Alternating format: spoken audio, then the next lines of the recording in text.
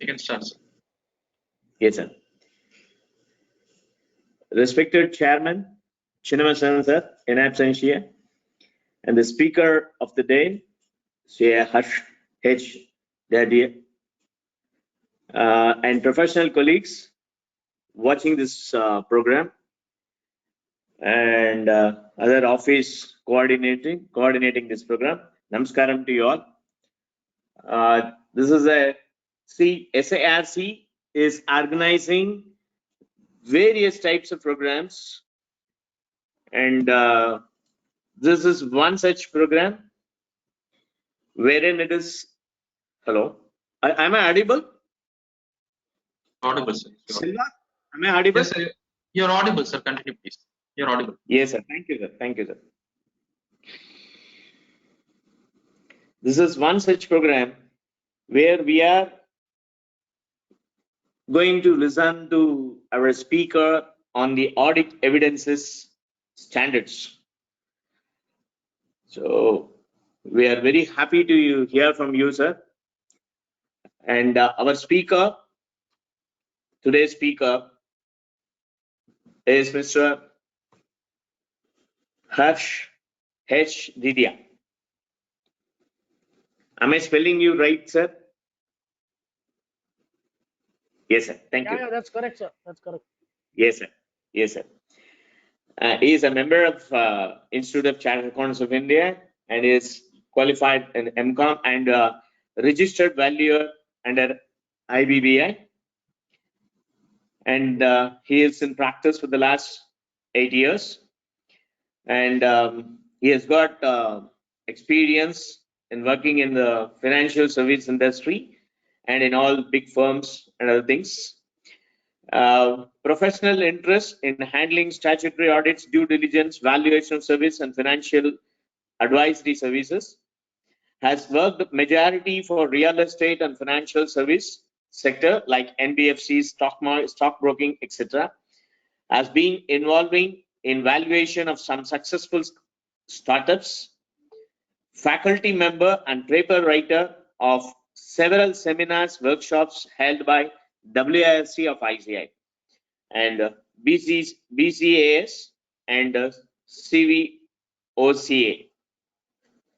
Currently is a managing committee member of CVO Chartered Accountants Association and a member of Bombay Chartered Accountants Society Corporate and Allied Law Committee and is a co-opted member of Exposure Draft Committee of WIRC of ICAI.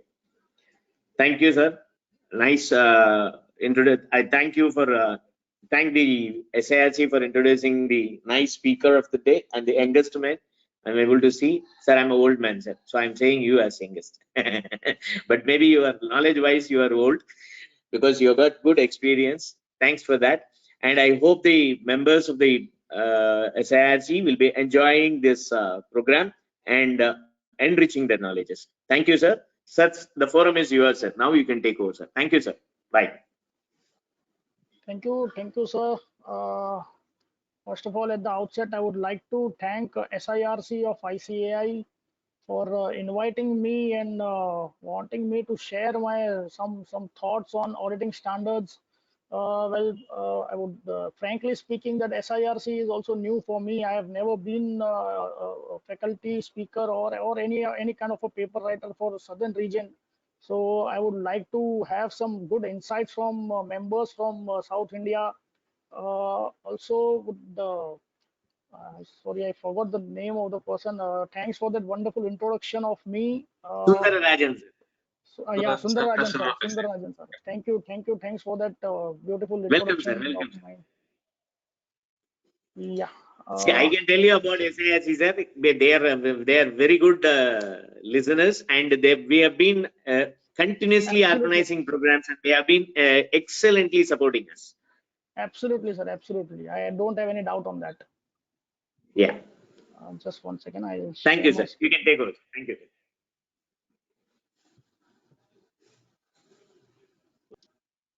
Is my screen visible? Yes, sir. Visible, sir. Please continue. Visible, right? Yeah, visible, sir. Visible, yeah. Yeah. Okay. Yeah. So first of all, let me tell you that I mean, if this was an program on auditing, sorry, accounting standards, income tax, GST, then probably we would have an audience of nearly 500, 600 plus. But I mean, auditing standards are generally considered to be a very dry topic, a very theoretical topic, and many of us, I won't say even certain members, but many of us generally try to ignore it because it's I mean generally not into our daily day-to-day practice. What small and medium-sized practicing firms generally take up, like income tax and GST assignments and all those. But I mean, somewhere I would say that we are involved in attestation function. I mean, be it a tax professional or tax practicing person, somewhere we are involved in some kind of a attestation function, and that's the reason this auditing standards, this engagement standards have been framed by ICAI. And actually, I suppose ICAI has made it mandatory for study circles and branches to conduct one auditing standard study circle one in a quarter, I suppose. So that's the reason we today are deliberating on this standards on audit topic. So let's begin with some I mean, history of auditing standards. I mean, how this auditing standards in India have evolved since last 3 decades, I would say. In 1982, first time Auditing Practices Committee was formulated under ICAI's Central Council Committee, which gave its guidance and statements on standard auditing practices. Those were the standards. If seniors in the profession would vouch for that, those were the standards back in the days where auditing standards were named as SAP. Uh, those SAP were in vogue for, I would say, 2 decades. Post that, in 2002, this APC committee was replaced by Auditing and Assurance Standards Board, which is still the board which formulates and finalizes the auditing standards in India. In 2002, the SAPs underwent a change, and all the standards were renamed as Auditing and Assurance Standards. Now, these auditing and assurance standards were in place for 6 or 7 years, and in 2008, that was a very vital change. The AASB issued revised preface to the standards on quality control, auditing, and review and other standards. This was because of ICAI wanted to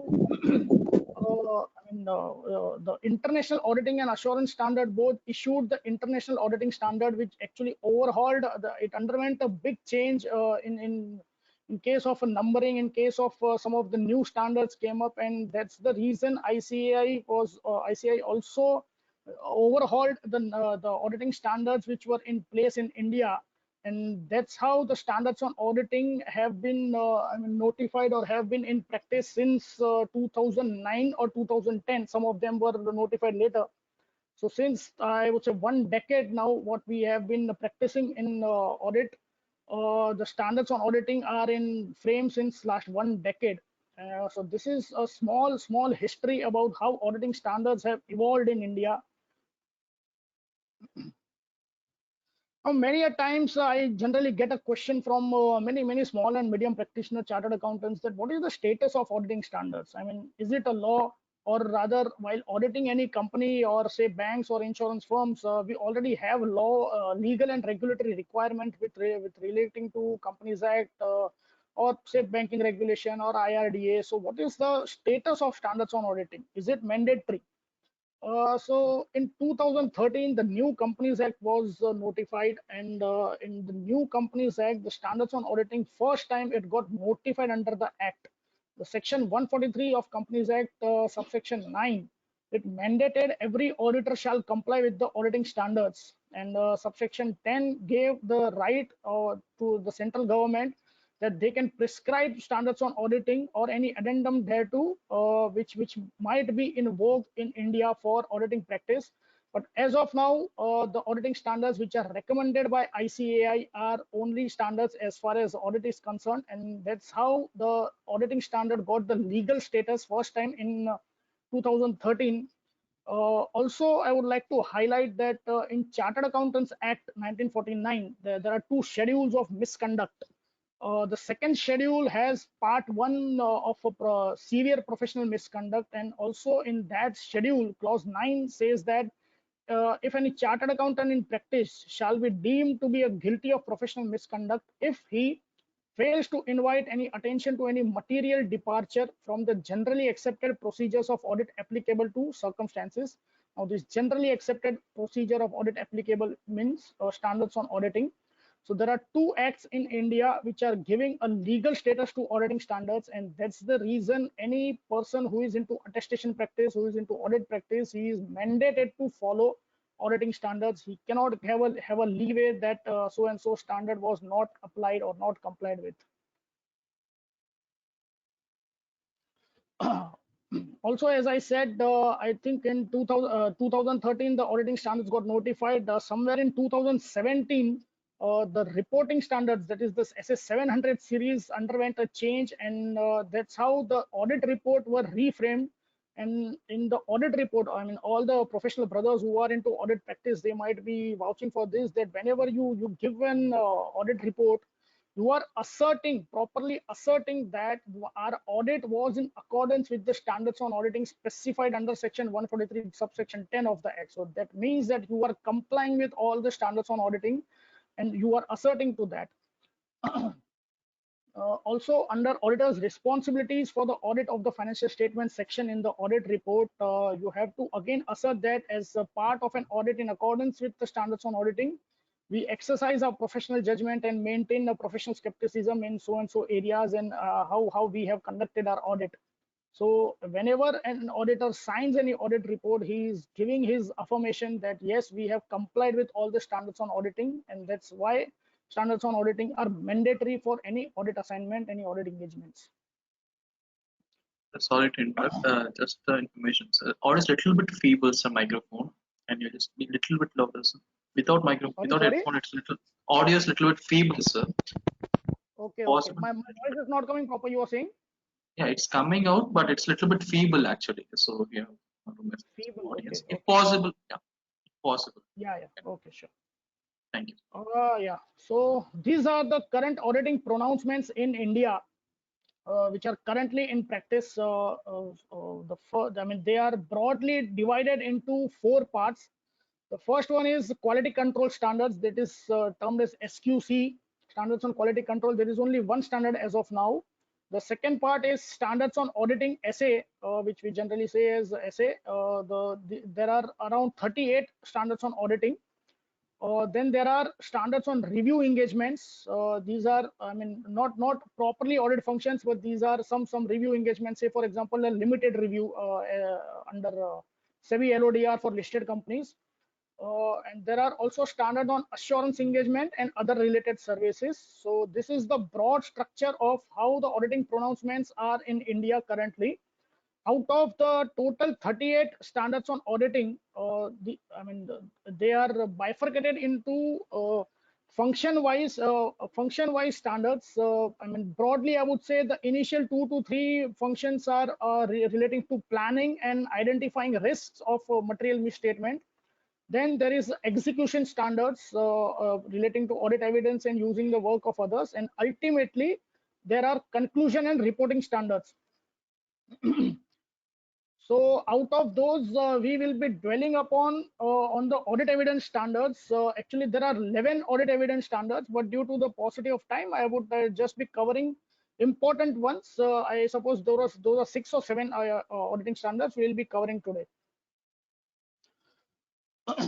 Also, the structure of each and every standards on auditing is by and large described in the compendium of auditing standards. They are bifurcated into 6 parts. The first part is introduction, which gives normal information regarding the purpose, scope, context, and subject matter of the standard. Why is this standard framed, or what is the purpose of this standard? Secondly, objective, which gives a link between the requirements and the overall objective of the auditor. The overall objective of the auditor is to assert that whether the financial statements are free from any material misstatement and they are true and fair. So for each and every line item or each and every function of audit, there is some kind of a requirement as far as auditor is concerned.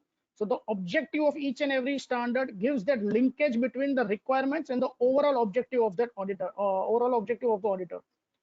Thirdly, there are some terms which are supposed to be defined and they have been defined in each and every standard. There are some specific terms which are also defined in some specific standards. Fourth, very important, is requirements. What is the object? The objective is supported by clearly stated requirements. These are always expressed by the phrase that as the auditor shall. Now, shall means it is mandatory. So all the requirements which are prescribed in each and every auditing standards are, mandatory for any auditor. And the last part is application and other explanatory material, which provides a further explanation, further explanation or some examples of how to implement so and so standard. It also explains more precisely what a requirement means or what it is intended to cover. So this is the broad structure of each and every standard. It is divided into 5 parts. Now, all the professional brothers in audit would know this, that for each and every line item of financial statements, it requires some kind of a assertion. In audit, there are 6 kind of assertions. Now, there might be some line item, say any current asset, inventory, debtors, bank balance, any current asset. It would have some kind of a assertion, and those assertions should come out of your audit function, should come out of your audit evidence, and only then you can properly assert into your report that so and so financial statements are true and fair and devoid of any material misstatement.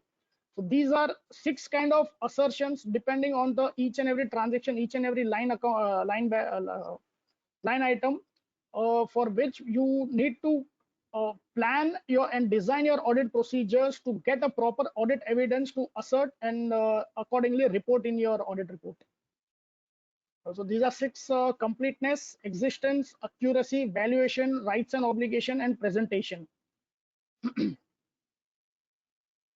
So now coming to audit evidence standards, there are, as in the earlier slide I said, there are 11 audit evidence standards. Out of those, we will be covering today 7 audit evidence standards. These are SA 500 and 501. There are 2 different standards, but based on audit evidence and audit evidence under special consideration of selected items. Then SA 505, that is external confirmations. SA 520, that is analytical procedures. SA 540, that is auditing accounting estimates, including fair value estimates and related disclosures. SA 560 related to subsequent events, and SA 570 related to going concern. There are also other 3-4 auditing standards which I won't be touching upon, but in the due course there might be some more other linkages to those auditing standards. So these are the 7 standards we would be touching upon today. So first one, SA 500 and 501, these both are audit evidence standard, the main broad audit evidence standard. They have a linkages to each and every other audit evidence standard. I can say it's a mother of audit evidence standard. It gives the scope of how an audit evidence should be obtained by auditor for each and every process, for each and every line item of financial statements, and accordingly he has to design and perform its audit procedures. So the objective of this standard is that auditor is to design and perform audit procedures in such a way as to enable the auditor to obtain sufficient appropriate audit evidence to be able to draw reasonable conclusions on which to base the auditor's opinion. Now, this standard is actually the essence of all auditing standards. As I said, it gives a linkages to each and every other audit evidence standard. Now, what is an audit evidence? First of all, see, it's a well-known adage in auditing world that any audit not documented is audit not done. So for each and every audit, you need to have a proper documentation. Your audit evidences should be sufficient enough to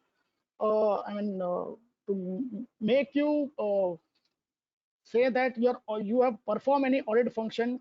Say for example, if any time you are standing against the regulator relating to some professional misconduct, then your audit evidence is the best defense you have as far as to protect yourself that whether the professional assignment was done properly and as per auditing standard. So that's why audit evidence is of utmost importance as far as auditing is concerned. Now, I mean, an auditor should have a sufficient and appropriate audit evidence. What do you mean by appropriateness and sufficiency? These are two terms, sufficient and appropriateness. Appropriateness means the measure of a quality of the audit evidence. That is, the audit evidence which is obtained is qualified enough to give you a proper assertion that yes, this audit evidence gives you a proper proper evidence. Its relevance and its reliability in providing support for the conclusion on which the auditor's opinion is based. That is majorly a qualitative factor of the audit evidence.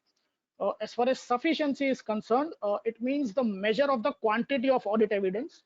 The quantity of audit evidence needed is affected by the auditor's assessment of the risk of material misstatement and also by the quality of such audit evidence. Now, generally, in practice, in practical world, appropriateness and sufficiency are inversely variable. More the sufficiency, there can be less of appropriateness, and more the appropriateness, there can be less of sufficiency. I mean, in a way, it is good for auditor. I'll give you a small example. Say while auditing bank balances, we generally roll out bank external confirmations to the banks. Now, if we get proper bank confirmations from all the banks, then that is sufficient enough. Then we don't have to perform any other audit procedure to get, I mean, more qualitative audit evidence. Now, if it is not sufficient enough, then we have to perform other audit procedures to get a proper assertion relating to bank balances. So that's how my sufficiency and appropriateness comes into play. The both are inversely variable. There are three types of audit evidence. I mean, three broad classifications of audit evidence. One would be internal audit evidence or external audit evidence. Internal means getting an audit evidence from the organization itself, from management or from those charged with governance or from the documents or internal agreements of organizations. External confirmations means external evidence means the evidence from outside party, from third party who is independent of the organization. Like for example, bank confirmations. Bank confirmations generally we get directly from bank, and there is no involvement of the management or entity. So that is an external confirmation. So there are two types: internal and external confirmation. Secondly, some audit evidences are financial evidences, some are non-financial evidences. Like for example, say financial evidence is inventory valuation report. That is a financial evidence based on which my inventory is valued in the balance sheet. The second, I mean, the non-financial audit evidence is unit of production per ton capacity. That gives me a number according to which I have to perform my audit procedure to assert whether the value of the inventory is proper or no. So that is financial evidence and non-financial evidence. Third kind of a classification is oral evidence or documented evidence. Oral evidence is also a valid evidence. You cannot deny oral evidence. I mean, inquiring with the management or inquiring with the legal counsel, these are some kind of evidence.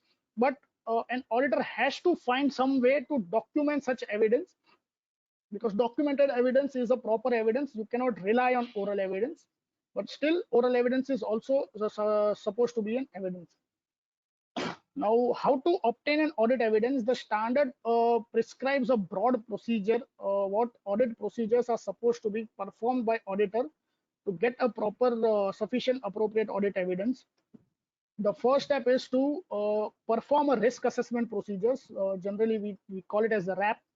Now, what is this risk assessment procedure? There is one standard 315, how to identify a risk of material misstatement. During the planning stage of any audit, we generally do the test of previous year financials or test of some controls, inquiring with the management, inquiring with the those charged with governance, and accordingly we identify some risk, significant risk relating to any procedures, any transactions, or any values, and accordingly we plan or design our audit procedures for further audit procedures. I mean, where an auditor has to get into detail, or where an auditor can apply some materiality level and can leave out those transactions.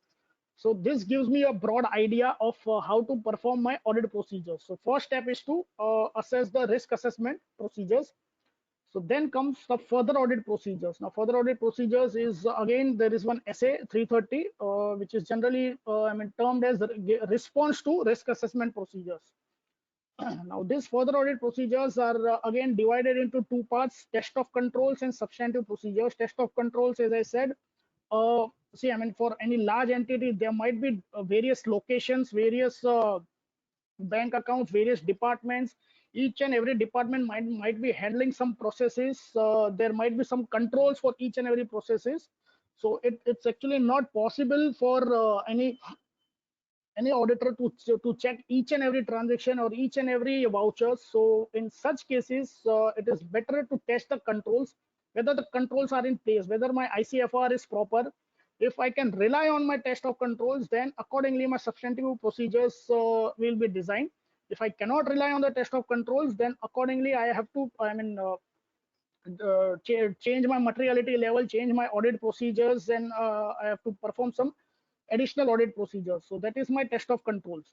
So once test of controls is designed and test of controls are proper, then we come to substantive procedures. Now substantive procedures are again divided into two parts: test of details and analytical procedures. Test of details I would broadly say as say vouching and verification, vouching of all the purchase transactions, expenses, sales transactions. That is test of details. Even doing my ledger scrutiny or verification of assets and liabilities, those are my test of details. And performing my analytical procedures, which we'll be covering in the further slides. Analytical procedures include my variance analysis, ratio analysis, comparing my actuals with budget. Those are my analytical procedures. So accordingly, all these procedures, say TOC, TOD, analytical procedures, all these procedures will give me some kind of audit evidence to make an assertion that financial statements are free from material misstatement. Some techniques to obtain sufficient and appropriate audit evidence, which are prescribed in the standard itself. There are 7 out of, I can say there are 6 of these procedures. Each and every procedure gives you some kind of assertion. Now there is a possibility that for one account balance, you have to perform 2 or 3 procedures to get a proper sufficient appropriate audit evidence. Also not necessary that all the account balances would have to be performed in a one specific way. There might be 2 or 3 different ways. So accordingly, auditor has to use his professional judgment or even his past experience to determine what audit procedure has to be done to get a proper, sufficient, appropriate audit evidence. So first of all is inquiry. Inquiry means seeking information from knowledgeable persons within or outside the entity. Inquiring with the management, inquiring with those charged with governance, inquiring with the legal counsel, inquiring with the secretarial department, or even CFO, or even the lower person, and getting information of whatever has happened in the entity for last 1 year. And this is one kind of oral evidence, what I said earlier. Now this oral evidence has to be substantiated by some or corroborative evidence, some other corroborative evidence. So first step is inquiry. Inquiry can be used for many transactions, many line items, or even for some non-financial assertions. Second step is inspection. Inspection meaning examination of records and documents, the proper physical examination of say ledger scrutiny or agreements or invoices or vouchers. So while doing this inspection, you get proper corroborative evidences which would suffice your other audit procedures like inquiry or other procedures. Third one is observation. Now here, auditor doesn't have to do anything. It just have to observe the process which has been done by a client or done by an entity. Like say, for example, physical verification of inventory. The auditor himself should not be present, or should not count the inventory himself. There is a process by the management, and proper persons are allocated, delegated to do the process. So auditor to get sufficient appropriate audit evidence, he has to just observe how this procedure is being conducted by the respective person. And also this observation gives you a proper audit evidence that whether my physical inventory verification is proper or no. Fourth one, confirmation, external confirmations. What we generally do as a part of our current asset balances. We'll be dwelling upon this in the further slides, so I won't go much into detail right now. Fifth one is recalculation and reperformance. Recalculation means checking the mathematical accuracy, some independent execution of procedures that were performed as internal control. Just to give a small example, say interest calculation. Generally, accounting software do it on their own. They don't require any manual intervention, but just to check the accuracy of those interest calculation by the system, an auditor is supposed to just on a sample basis do a recalculation and check whether it is proper or no. So that is also a recalculation and reperformance of the balances which are shown in the books. And the last one is analytical procedures. Evaluation of some financial information, study of some plausible relationships between financial and non-financial data, and investigation of identified fluctuations and deviations which are coming out of those analytical relationships. So these are broad 6 procedures which are supposed to be conducted by auditor to obtain the sufficient and appropriate audit evidence. Now there are some factors which affect sufficient appropriate audit evidence, like say for example risk of material misstatement. If while doing my as per SA 315, if I'm doing my risk of identifying the risk of material misstatement, auditor comes to a conclusion that the risk is very high, the controls are not proper, then accordingly my materiality levels will go down, and I have to get a proper sufficient appropriate evidence for each and every transaction, for each and every for financial balances. So accordingly my SAAE will be getting affected. Also experience gained during the previous assignments. I mean, many a times the audit team or audit partner might have gone through some phases of experience relating to some say misdoings or some frauds or some kind of errors. Accordingly, I will change my audit procedures to get the sufficient appropriate audit evidence. Also, results of audit procedures performed by other audit procedures. They will also affect my sufficient appropriate audit evidence. Say for example, while doing an analytical procedures, if I come to know that some of the ratios are not proper, or not in line, or not in trends, then probably there is some mishappenings or something which has escaped the auditor's eyes, and that's why my SAI will get affected again, and I have to perform some additional audit procedures to get a proper audit evidence. Also, in some of the cases where one audit procedure won't help to get a proper audit evidence, I have to perform 2 or 3 audit procedures. Like say for example, debtor balance confirmation.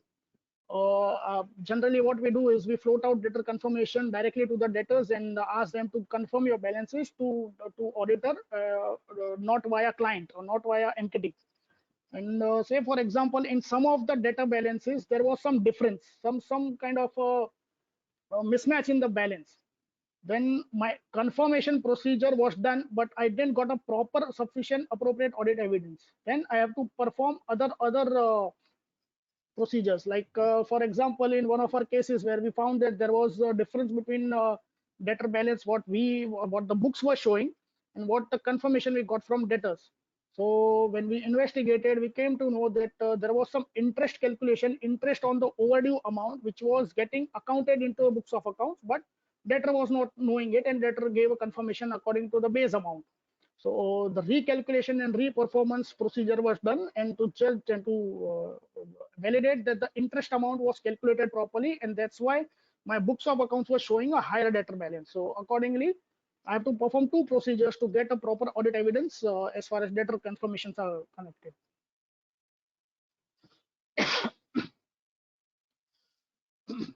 Now, once you get the audit evidence, you need to you need to check the relevance and reliability of such audit evidence. While designing and performing the audit procedures, consider the relevance and reliability of information to be used as audit evidence. Now what is relevance? Relevance means it is having some kind of a logical connection with the purpose of audit, audit procedure, and where appropriate, the assertion under consideration. Like again, say for example, debtor balance. If I'm performing some kind of a procedure, or if I'm getting an audit evidence, is that audit evidence relevant for debtor balance? If I'm doing say just an observation that whether the sale accounting or sale entries are being passed properly, and accordingly my debtor balances are getting reflected. Now I don't know whether the debtor balances are overstated, understated as per that procedure. So, I mean, getting an audit evidence just by observing such things won't help me. It is not relevant as far as debtor balance are concerned. So, the audit evidence which is obtained, it has to be relevant, first of all. Secondly, reliability. Now, reliability is dependent on the nature and source of the information. The nature and source are proper, then the reliability is higher and the more reliable.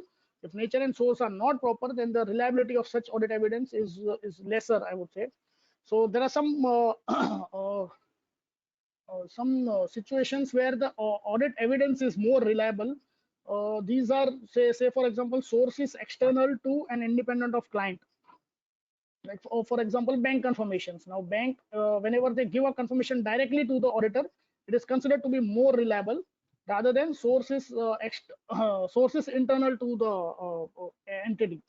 But some external sources are not always reliable. Many a times when the source is external, but he is not much knowledgeable about his work or about his function, and if you get an evidence from such person, then it lacks objectivity. Like say for example, in case of power generation business or oil and gas business, where you have to certify the inventory. Now those inventory are such items that any chartered accountant from financial background won't be expert enough to check whether the valuation or the inventory is proper. So for such reasons, you generally refer to any engineer or any some science expert who can give you a proper reliable audit evidence.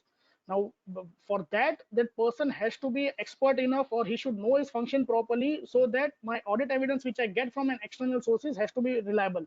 If it's not, then again I have to perform some other audit procedures or to get a proper assertion that whether the evidence is sufficient and appropriate. Internal source only if the related controls are effective. The controls, as far as large entities are concerned, the controls have to be very effective. If I am relying on my test of controls, only then I can say that the internal sources which are used in my audit procedure are getting me proper audit evidence. Otherwise, I cannot rely on internal sources for my audit evidence. Also, as I said earlier, the documentary evidence are more reliable rather than oral evidences. Also, many a times this mistake is done by many auditors, many large firms also. The photocopy of audit evidence is considered to be my audit evidence and has been filed in my audit file, which has been hammered by many I would say peer review board and all the quality review board and all those. Original documents are very important. Even if you are getting, or even if the clients give you that photocopy of any audit evidence, you must ask for original audit evidence. Although not necessary to keep those audit evidence in your file, but at least you should perform an audit procedure that the original documents are supposed to be given to auditors. Otherwise, you cannot rely on the photocopy balances. Also, what happens if there is an inconsistency or a doubt in reliability of audit evidence? Say, for example, you are performing two audit procedures, and out of those both audit procedure, you got audit evidence, but they both are inconsistent. They are not giving same balances or mismatch in the balances. And in such case, obviously, you have to perform some other audit procedure to check whether if anything is missing out, or if anything has been falsely accounted for. If at all you cannot perform any other audit procedure, then consider it as a case of for modification in the opinion. But before that, just communicate the same with the TCWG.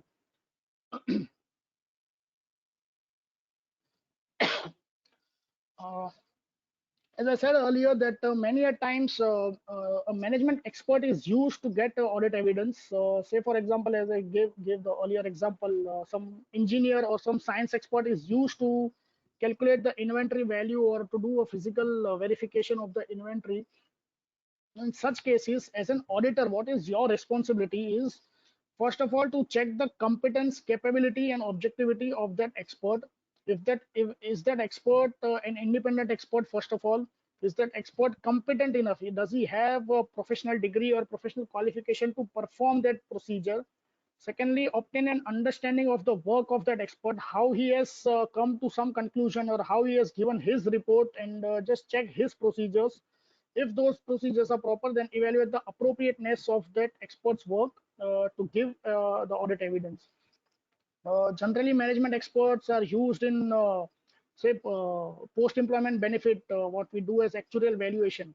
So in such cases, we don't check how the scientific calculation have been done as per the actuarial science. We just check the compatibility of the competence of actuary, what data has been given to that actuary, and what assumptions he has used in his process, and that's how we come to some conclusion of the post-employment benefit liabilities. So as far as audit evidence from management expert is concerned, these are 3 to 4 procedures which are supposed to be done by auditor to get the proper audit evidence.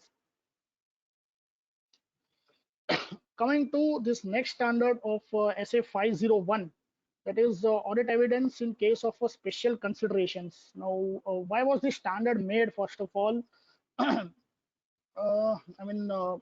since last 1 decade, the expectation of regulators and probably even the users of financial statements was such that for 3 to 4 items, for these 3 items, they wanted external other audit procedures, additional audit procedures to be performed by auditor to have a proper assertion whether the financial statements are true and fair and free from material misstatements. So these are the 3 items for which this standard specifically gives some additional procedures which are supposed to be done to get a proper audit evidence. First one is, the objective of this standard is to get SI regarding the existence and condition of inventory, completeness of litigation and claims involving the entity, and presentation and disclosure of segment information in accordance with the applicable financial reporting framework. Only relating to these three critical areas, this standard prescribes some additional procedures which are supposed to be done. Now, the standard was already there since last 1 decade or more than 1 decade, but it has gained importance since last 2 years due to this COVID-19 impact, the lockdown condition which came from 2020. Now, accordingly, say for example, while doing a physical inventory count, auditor is supposed to be present while the management is taking the physical inventory count at the year end. But due to those lockdown conditions, there were travel restrictions. Auditor could not be present at the physical inventory count. So what options were left for auditor? Now, for that thing, this standard prescribed 3 to 4 procedures, like what we'll see in the further slides, to perform those audit procedures to get a sufficient appropriate audit evidence. Also, in case of litigation and claims, there are additional procedures which are supposed to be done to check whether the litigation and claims are properly disclosed in the financial statements. Now, most of the time what happens is for this litigation and claims, nothing is provided in financial statement. Nothing comes into the liability side or expense side. Unless anything gets materialized, the litigation gets materialized or some kind of a probable result comes out of some litigation. So it's a very gray area while checking the contingent liability or provisional of liability. So that's the reason some additional procedures have been prescribed in this standard. We'll take one by one. Say inventory. First of all, attendance at a physical inventory counting is mandatory by an auditor. Also, just for example, say there is an inventory at various locations. Say a large company, say a retail company, it has many sales points across the country, and it has many warehouses across the country. So my inventory is spread out at various locations. Now, there might be a possibility that an auditor cannot do a physical verification at each and every place. So what are the procedures available for him to have a proper assertion? The first and foremost is either to appoint a local auditor, a local chartered accountant near the vicinity of that warehouse or that sales point, to have a proper assertion by his report or by his audit report, whichever way, to give an assertion that the inventory counting was done properly. Secondly, if it is not possible, you can do it virtually. Virtually means by doing it through video conferencing and all those. Like for example, in last 2 years, I mean, most of us might have done the physical verification either by this way, either by virtual or by doing our rollback, roll forward procedures. So what is rollback, roll forward procedure is, I mean, doing a inventory counting not on the day of closing, say not on 31st March, but somewhere near to that date, either on 15th April or 10th April or even 25th March or 20th March, and accordingly my checking my other accounts like sales account, like dispatch bills, like purchase account, and doing my rollback roll forward procedure to get an assertion that my inventories are valued I mean in a true and fair manner. So these are 3-4 procedures which are depicted, which are prescribed in the standard for inventory. As far as litigation and claims are concerned, first of all to do with an inquiry with management and others within the entity, like say for example in-house legal counsel, if he has any data or if he has proper updation of the litigations which are going on in the company, he can give you an update on the litigations. And generally as per I think AS 29 or even the Ind AS, there is a test of PPR, probable possible remote. So accordingly, we do our analysis of providing a liability for litigation. If the litigation is probable is generally, I would say 80 to 90% will go against the company. So I have to generally provide for those liability. The second one would be possible. Possible is generally say 50-50. We don't know whether it will go against the company or it will go in favor of the company. So in such cases, generally what companies or what auditors take a view is to disclose it under contingent liabilities. The third one is remote. Remote is generally where only 5 to 10% it means that it will go against the company. Also, if the amount is material enough, then generally auditors take a view that better to disclose it under contingent liability. If the amount is not material, and you leave it that way. So for litigation and claims, you have to perform this procedure. Also, one interesting procedure is to review the legal expense account and rates and taxes account. If there is a high variation in the legal expenses account, then you have to inquire that what is this expense for? Is it given to a lawyer? And if the litigation is against the company, then what is that litigation and how it will be in future as far as the litigation is concerned. Also, many a times this payment in protest, and I mean, since this last 3-4 years, we have been seeing that Competition Commission of India is coming out heavily on many entities. So in such cases, the penalties and taxes are being paid by company and they are parked in rates and taxes account. So if there is a very high increase in rates and taxes, then again it will show up that litigation and claims are having some kind of a problem, and that may give you a proper audit evidence whether the liability has been provided or not. Thirdly, regarding segment information, I suppose everyone knows what is segment information. For each and every entity, there might be 3 or 4 businesses, 3 or 4 geographies. Accordingly, they have to give additional information to the investor, to the users of financial statements, that so and so businesses or so and so geographies are performing in a familiar way.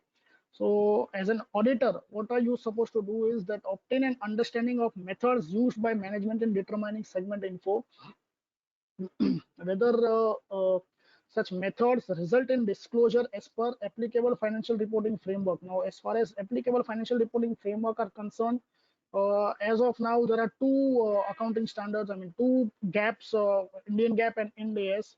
Now, broadly, this Indian GAAP and Ind AS are little different as far as segment information is concerned. AS 17 talks about risk and reward. Risk and reward been considered means, different risk and reward, that is a different business, different risk and reward, that is a different geography. So accordingly, my segment information are bifurcated as per that criteria. As far as Ind AS 108 is concerned, the internal structure and design is given to the CODM. CODM means Chief Operating Decision Maker. The way it is given to that CODM, accordingly my segments will be bifurcated, and as per that my segment information is given. So I mean, to check whether such methods result in disclosure as per applicable financial reporting framework, and if they are proper, then then testing the application of such methods has to be done by auditor. Also, sometimes you have to perform some other audit procedures as far as segment information is concerned. Like for example, ratio analysis. The best is analytical procedures, ratio analysis. If my many a times what happens is if some business is more profit making than the other one, then generally the indirect expenses, the common costs are parked in that business rather than in the loss making business, or vice versa, whatever happens, whatever as per the management's discussion. So accordingly, you have to check by performing some analytical procedures that whether the ratio, I mean the GP ratio or total asset ratio are proper, and if they are not, then accordingly you have to shift the sum of the account balances to the different segment information. So as far as these three areas are concerned, there are these three additional information which are given under this essay. Now, I think we discussed about this. I mean, on the closing day, if a physical inventory counting when is done, an auditor is not, impracticable for him to be present at the physical inventory counting, then he can plan an audit on an alternate day. I suppose these procedures most of us might have done in last 2 years for inventory verification. In this year, I mean, many of the auditors, many of the large firms, what they did was they completed their physical verification in the month of January, February, because there was no, I mean, second wave, third wave of COVID. And they were little, I mean, skeptic that whether again in the month of March, there might be some other wave. Then again, this procedure will be deprived of. So that's the reason most of them did a physical verification in the month of January and February. Accordingly, you then from February to March, you have to do your rollback, roll forward procedures, check your purchases, whether the inventory has been accounted for in the books of account, or if the inventory has been dispatched, still it is lying in your warehouse. Then you have to do a reconciliation and get to a proper, I mean, range that whether the inventory has been valued properly as of the cutoff date. So this is another procedure. So again, the third procedure is to appoint another auditor, a local auditor who is in the same vicinity of some warehouse or some sale point, where you can rely on his audit procedure, and accordingly you have to report in your audit report that so and so procedure was done by some other auditor.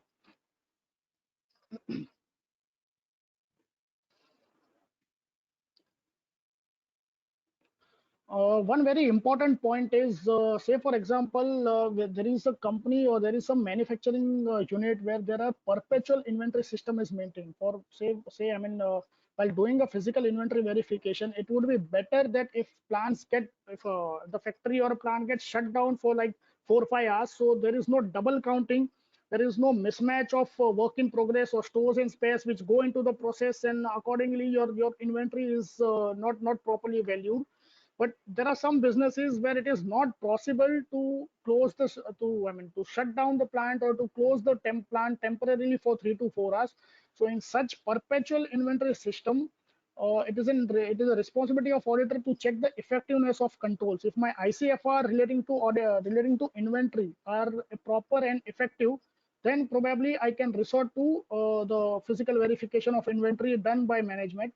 If my ICFR are not proper, then my valuation as far as say work in progress is concerned or say finished good is concerned, it probably might not match with my physical verification, and again I have to resort to some other audit procedure for such purposes. Also, the last step is, I mean, say for example, if you're not able to do a physical inventory counting, that is impracticable, like for example in the COVID-19 lockdown situation, you have to perform an alternative procedure. Even if the alternative procedure is also not practicable, then accordingly auditor has to modify the opinion. He has to judge how to report the same in the audit opinion, and accordingly he has to give a report. Some of the listed companies who have reported relating to audit evidence, this was one modification in case of GMR Infra for FY 16-17. They were not able to obtain the sufficient appropriate audit evidence relating to some subsidiary of theirs, and that's why they have modified the opinion. This is just for an example. I mean, how generally auditors report that they were not able to get any proper sufficient appropriate audit evidence, and that's why they cannot assert on some of the other balances. Coming to SA 505, external confirmations, very important standard. In one of I mean public meeting, a past president of ICAI went on to say that if the external confirmation procedures were done properly by PwC, then probably the Satyam scam would have been detected by the auditor, and not that the entrepreneur himself has to confess that so and so fraud has been done. What is external confirmation is to get some confirmation from a party which is independent from an entity or independent from an organization, and he is capable, competent enough to give a confirmation directly to auditor, not via client. There shouldn't be any involvement of an entity. It should come directly to the client. So the objective of this standard is to design and perform such procedures to obtain relevant and reliable audit evidence when using external confirmation procedures. External confirmation is defined as audit evidence obtained as a direct return response to the auditor from a third party in paper form or by electronic form or by other medium. There shouldn't be any intervention of an entity. If any of you are getting confirmations from client or from say anyone who is related to the entity, then probably your confirmation procedures are not correct. It should directly come to auditor. Also, interestingly, it does not cover inquiries relating to litigation and claims, because such litigation and claims are covered by SA 501. I mean, say for example, actually I forgot to tell you, while checking the litigation and claims, there is one procedure which is supposed to be done by auditor, like getting an external confirmation from a legal counsel. Say for example, a company has an outside legal counsel. It doesn't have any in-house expert. It has an outside legal counsel. Then it is better to get an external confirmation from that legal counsel. What is the status of that litigation or a claim? Now, many a times it so happens that the outside legal counsel is also biased with relating to that litigation, because he himself is representing the client. So he cannot give a different view, or he cannot give a other view. So I mean, there is a possibility that it might be biased. So in such cases, external confirmation won't work properly. So you have to resort to other audit procedures, what we discussed in SA 501. So there are two types of external confirmation. One is positive confirmation, one is negative confirmation. Positive confirmation means sending a request to a party to respond whether he agrees or disagrees with the provided with the requested information, with the balances or with any other information. Secondly, negative information means requesting a party to respond only if he disagrees with the requested information. Otherwise, it will be taken as accepted and it will be confirmed. So positive confirmation are generally very good procedures as far as all the current asset and current liability amounts are concerned. Negative informations are used. I mean, we'll see that in the further slides. Some other points to be considered while doing this external procedure, external confirmation procedure is, if there is a non-response from some confirming party, if he fails to respond to a positive confirmation or confirmation requested, return undelivered, then such kind of confirmation is considered to be non-confirmed, and you have to resort to some other external procedure. Say for example, there is one debtor who has been sitting in my books of accounts since last 3 years, and if I perform that external confirmation procedure and I came to know that he has changed his office or he has gone to some other state now, and then my external confirmation written undelivered, then that balance is not confirmed. As simple as that. In your communication to TCWG in the form of say audit committee presentation, when you have to give that analysis of how many balances were confirmed, how many balances were unconfirmed, and the total, such kind of balances which are undelivered, which have failed to respond, are supposed to be non-confirmed. One exception to this rule is that a response is received but with a difference. Now these kind of balances have been confirmed, but there is a difference between my books of account and what balance he has confirmed.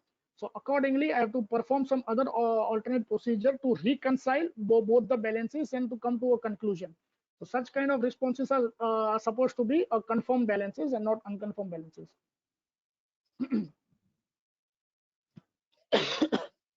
A broad procedure which is prescribed in the standard is how to perform this external confirmation procedure is the first step is to identify which item you want to confirm by external party. Broadly, what we do is majorly current asset and current liability items, say loans and advances balances, debtors balances, bank balances, creditors balances, trade payables. These are generally current asset, current liability items, which for which this external confirmation procedure is supposed to be done. So first step is to identify which item you want to have external confirmation. Secondly, determine information to be requested and confirmed. Not only account balances, but many a times you also ask for some other information in the external confirmation. So second step is to determine what information someone requires from the confirming party, and accordingly you write down that in the request letter, so to confirm so and so information. Thirdly, very important, selecting appropriate confirming party. Now, in case of say debtor confirmation, there might be, I mean, my debtor is someone who is a group, who is a conglomerate. Now, there might be a case where my balance confirmation goes to a company or say my debtor, but ultimately it gets confirmed by a holding company or by a parent company. So is that considered to be a good confirmation? According to, I mean, us, it's not a good confirmation. The account balances which are shown in my books of accounts, that has to be a confirming party, and accordingly it has to confirm the external confirmation. So selecting an appropriate confirming party to get the confirmation. Fourth, design, address, and send confirmation requests at the appropriate address. What addresses you have in your database, in your accounts, your books. Even digital, I mean, using internet, using digital transactions. Also, the confirmation which you get on electronic media is also considered to be proper confirmations. So, I mean, designing, address, and sending confirmation to either physical delivery or online. Then the next step is follow up on the request. If there are some parties who have not given responses to your confirmations, you need to follow up with them. And the last step is reconciling the balances which have been confirmed by the confirming party with your books of accounts. If there is any difference, you have to reconcile the same. The debtor confirmation, which I gave example in the first slide, that there was a difference between the debtor confirmation and my books of account due to the interest which was getting calculated on the overdue amount. So accordingly, you have to do a reconciling procedure, like recalculating or reperforming. You have to assert the value, the debtors have been stated in a true and fair manner. So this is a broad procedure of external confirmations. Designing confirmation requests. It includes determining that requests are properly addressed and contain written info for responses to be sent directly to auditor. Factors to consider in designing is assertion being addressed, very important. What assertions you require, completeness, valuation, rights and obligation, what assertions is auditor expecting from this procedure, and accordingly you have to ask for the information from the confirming party. Also, layout and presentation of requests. Generally, many audit firms, many large audit firms, mid-size audit firms, they issue a standard template, they issue a standard letter to all the confirming party. So it would be a better procedure to have a standard template for confirming from the confirming party. Also, sometimes my prior experience helps in designing my external confirmation letter. Method of communication, as I said, online or physical, both are acceptable. So method of communication also is a factor. Management authorization to respond to auditor, very important in many small size companies, in many mid-size entities. There is an involvement of entity, there is an involvement of organization to get confirmation from a confirming party, which has to be very negligible, or rather I would say it has to be restricted to intervene. Any confirming party should directly come to auditor rather having some intervention of the client. Ability of a confirming party to provide or confirm request information is also one factor which is supposed to be considered while designing. One very important point is in case where management request for not to take an external confirmation. Say for example, there is one party with whom the entity or the client is having some kind of a legal dispute. Whoever it might be, debtor, creditor, whoever it might be, but they have some kind of a legal dispute, and that's the reason management is asking not to get an external confirmation. And first step is to inquire with the management what are the possible reasons they don't want an auditor to roll out the external confirmations. If auditor is satisfied with their reasons, then perform alternate procedures. And if auditor is unable to obtain other relevant audit evidence, then first step is to communicate the same to TCWG, and if applicable, then appropriately report in your audit report, or it can be considered as a scope limitation in case of my audit assignment, or there might be some kind of a fraud risk assessment. So accordingly, my audit report has to be modified or whatever.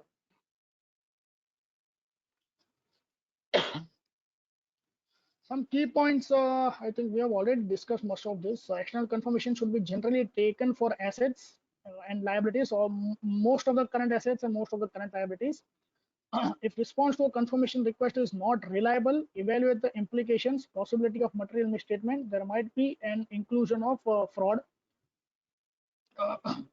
A very important point is, as I said, positive and negative confirmations earlier. Negative confirmation should not be used as a sole substantive audit procedure to address the assessed risk at assertion level, unless while identifying a risk of material misstatement, auditor feels that there is, minimal risk of material misstatement, or else the account balances or the population of relevant items comprises large number of small account balances where there are very low exception rate accepted.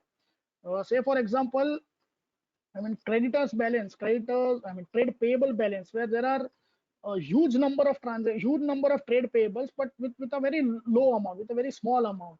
In such cases, getting a positive confirmation from each and every trade payable would be difficult, or rather would not be practicable. So in such cases, negative confirmation can be rolled out, saying that so and so balance has been showing in our books of accounts. If you don't agree with this, then give us a response. Otherwise, we'll take it as a accepted balance. Against each non-response, the auditor shall perform alternative audit procedures. Also, non-response indicate a previously unidentified risk of material misstatement. Auditor may need to revise the assessed risk of material misstatement at the assertion level and modify planned audit procedures.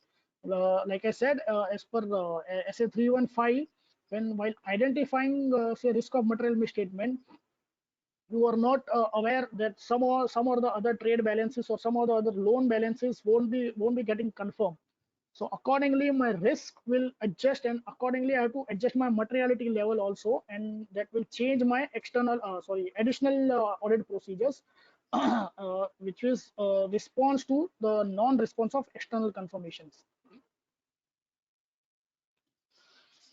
Coming to third one, SA 520, analytical procedures.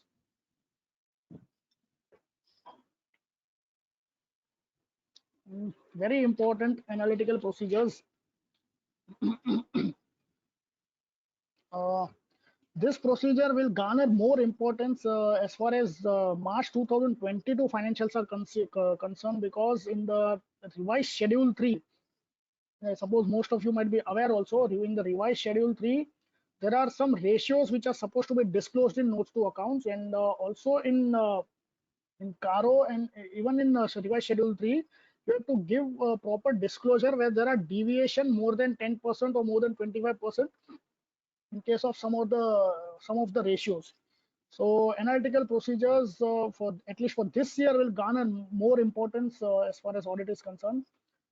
So what is an objective of this essay is to design and perform analytical procedures near the end of the audit that assist the auditor when performing an overall conclusion as to whether the financial statements are consistent with the auditor's understanding of the entity. Now, 2-3 important points here.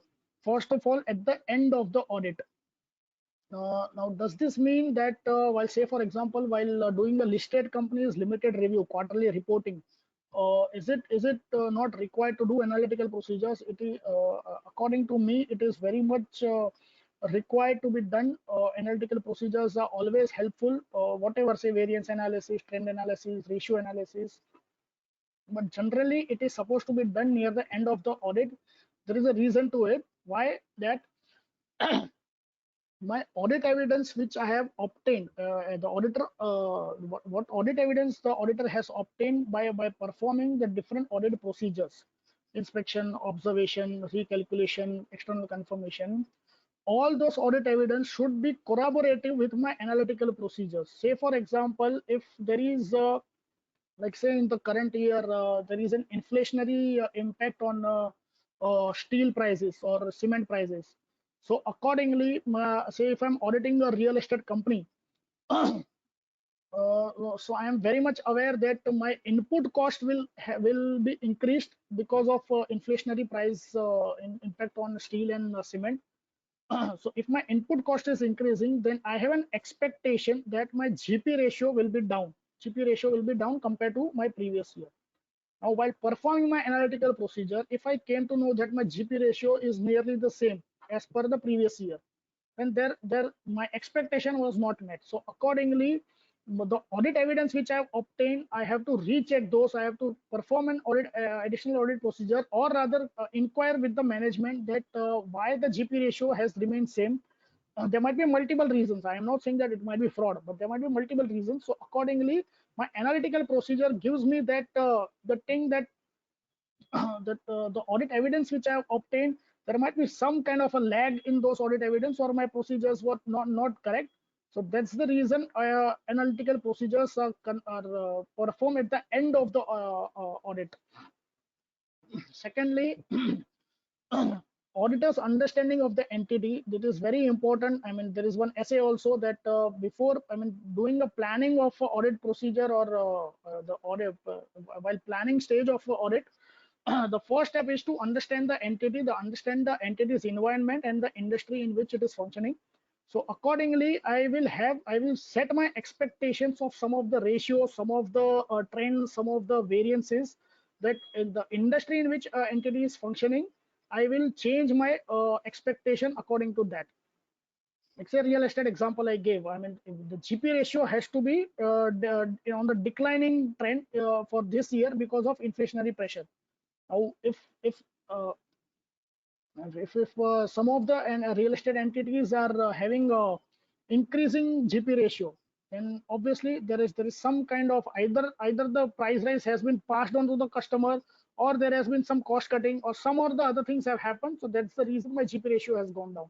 So accordingly, the understanding of entity is very important while expecting some kind of analytical procedures. So coming to I mean, the analytical procedures means evaluations of financial information through analysis of plausible relationships among both financial and non-financial data. It also encompasses investigation of identified fluctuations, relationships that are inconsistent with other relevant info or differ from expected values by significant amount. Now, there has to be some plausible relationship between financial and non-financial data. Like say, for example, unit cost per production is actually my non-financial data. But inventory valuation, inventory, the amount which is shown in the balance sheet is my financial data. There is some kind of a relation between both of them. So I have to match the relationship between both of them, check the ratio between both of them compared to the previous year, and accordingly I'll get some kind of analytical view on such relationships. So these kind of relationships have to be done while performing my analytical procedures.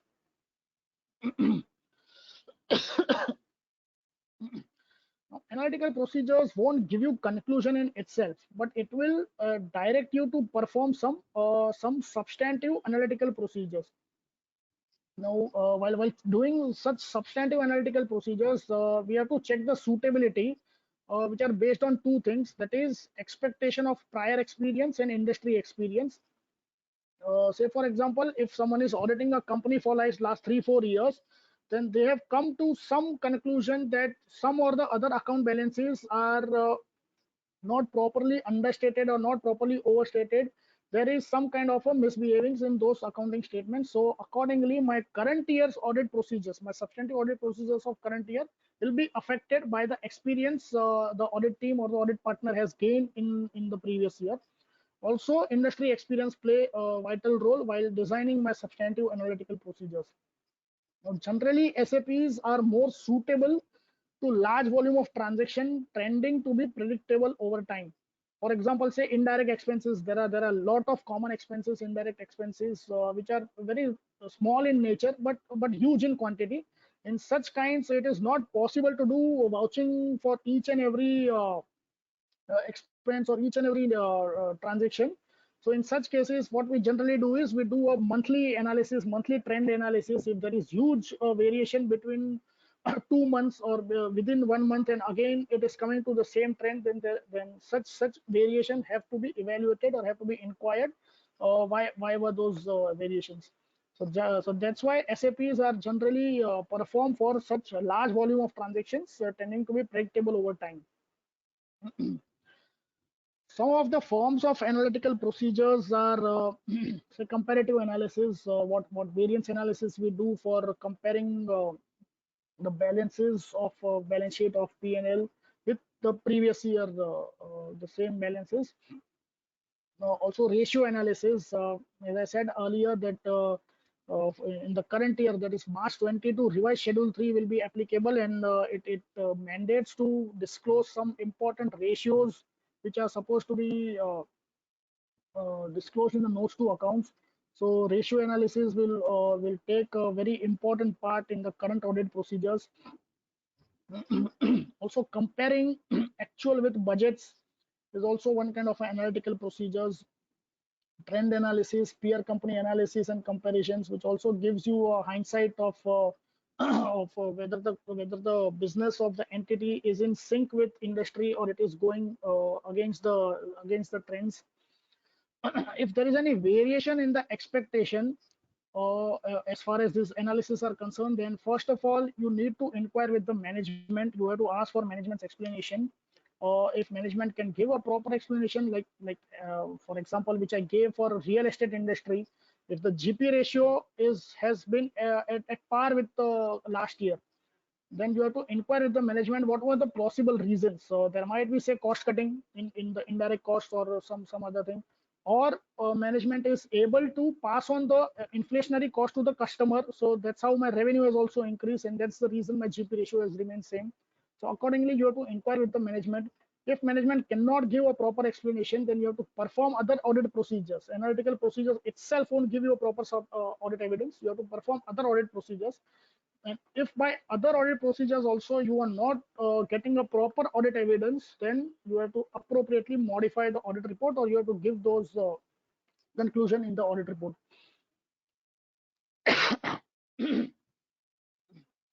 This is a broad procedure of analytical procedures, how they are supposed to be performed as far as the standard prescribes.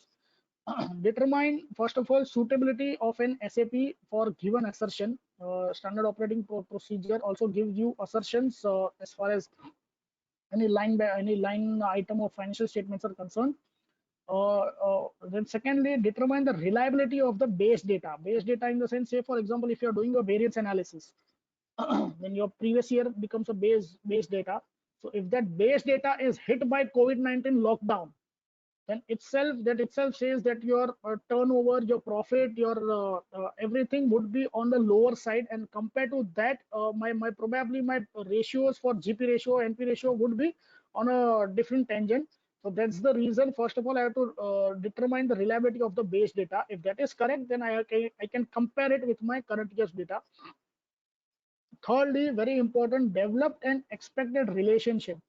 See, while performing these analytical procedures, auditor has to expect some kind of a relationship. It has to calculate some kind of a relationship. So, like for example, the real estate example I gave, I had expected that the GP ratio might be down. That is my expectation. Now, if it doesn't meet my expectation, my analytical procedures doesn't meet my expectation, then accordingly I have to resort to some other more additional procedures. Evaluate precision of expected relationship to identify risk of material misstatement. And lastly, determine any difference of recorded amounts from expected value that is acceptable without further investigation. That is, if there is any difference of recorded amounts from the expected value, then is it acceptable? Now, say for example, in case of real estate industry, for any project, the builder has to make a budget. My percentage of completion method works that way, so I have to make a budget. As far as budget is concerned, I have some expectation that for so and so year, so and so percentage of completion will be completed. So if in for given year there was, there was a difference between percentage of completion. I was expecting, or the auditor was expecting some amount of completion to be done in the current year, but it was not done. So does that mean that it is a material misstatement? No, because budget is actually an estimate. So according to that, I'm comparing my actual with my estimate. So if it is not as per my expected value, and is it acceptable, then I should not perform any further investigation. That's fine with the auditor.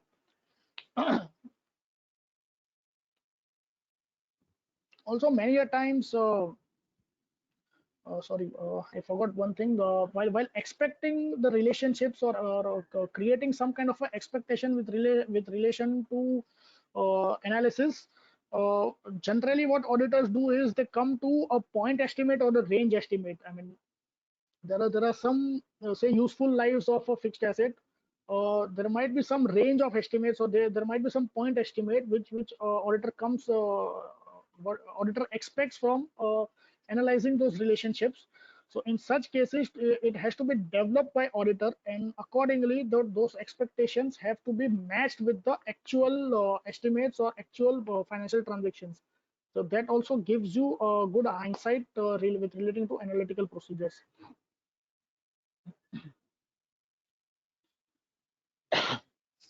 I have time, right? Sir, we have Hello? another 30 more minutes time. Sir. Yeah, okay. We have time. I have, I think, three standards. I'll complete with that. Yeah. No problems. Thank you. Coming to next, SA 540, auditing accounting estimates, including fair value estimates and relating disclosures. So this is one of very difficult standard. Auditing estimate is actually a very challenging task. Estimates are something which come from past experience, or which doesn't have any precise means of measurement. But in the full financial statements, there are many accounts, many transactions, many balances which are actually a product, or which are actually a consequence of estimate. So while having a proper audit evidence with relating to such account balances, an auditor has to check the accounting estimate which has gone through in the working of those transactions.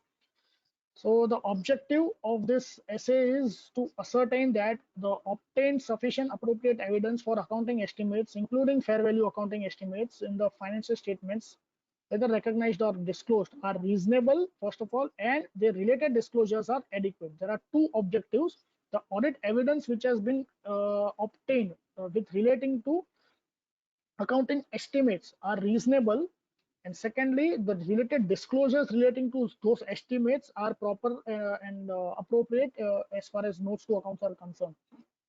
Now, what is an accounting estimate?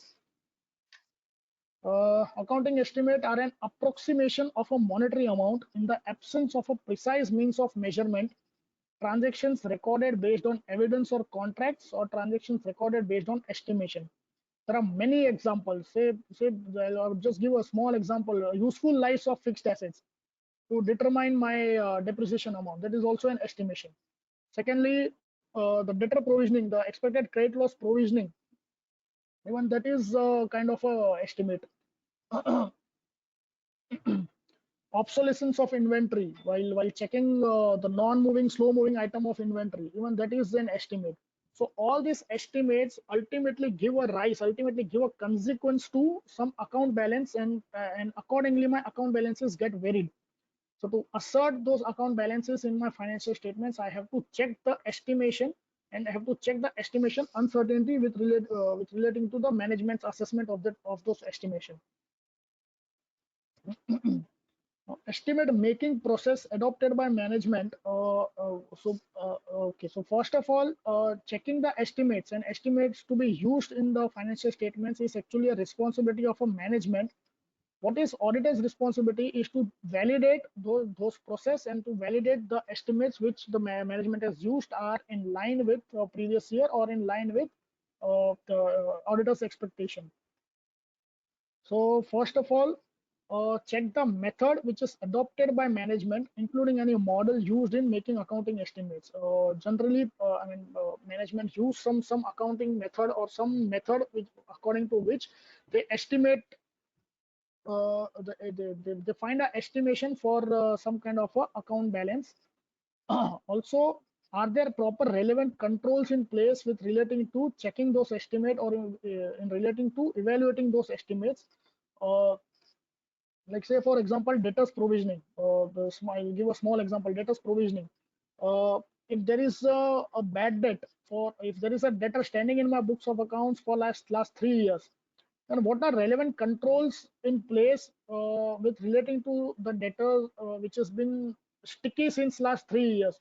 Have I done any procedure for recovery of those dues? Is it not possible for me? Then what percentage of that debtor balance should be provided in my current year? That is an estimate. So all these relevant controls are in place, and I have to check those controls whether they are effective as far as the estimation is concerned. Third, very important, whether management has used an expert. Like in example, in case of a power generation business or oil and gas business, where the inventory itself is so complicated that chartered accountant who is from a finance background, he cannot dwell upon the valuation or the obsolescence of that inventory. Like if some inventory is